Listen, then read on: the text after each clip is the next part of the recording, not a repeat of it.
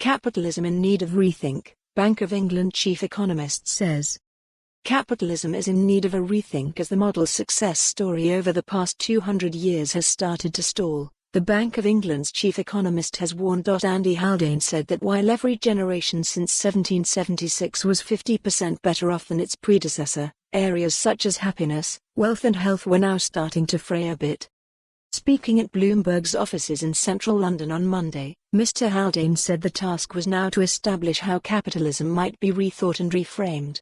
Asked what his concerns were with capitalism in 2020 compared to previous decades, Mr. Haldane said, "One is the evidence of the increasing separation of fortunes of our companies, of those on the productivity high road and those stuck on the low road. Second is the separation of workers on the skills high road, that go to university, and the 50% that do not." He said the third was the fortunes of the UK's regions, with some steaming ahead in regard to income and growth rate while others were being left behind. In each of those cases we are seeing divergence, not convergence, Mr. Haldane said.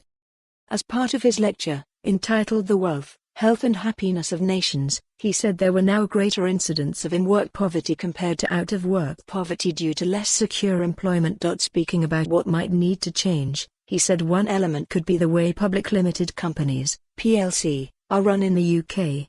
We have moved to a model where the shareholder is given a position of real primacy, and the question is that how it should be? Should there be a case for a broader sense of what companies were put on earth to do, that move beyond this singular shareholder perspective to the plural stakeholder perspective? A way to greater extend the views of customers, creditors, clients, of workers. In other areas, he said the UK's education model also needs to change as it is not fit for purpose for the next 50 years.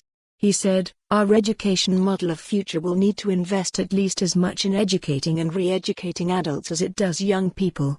For more on this story, visit the news article link.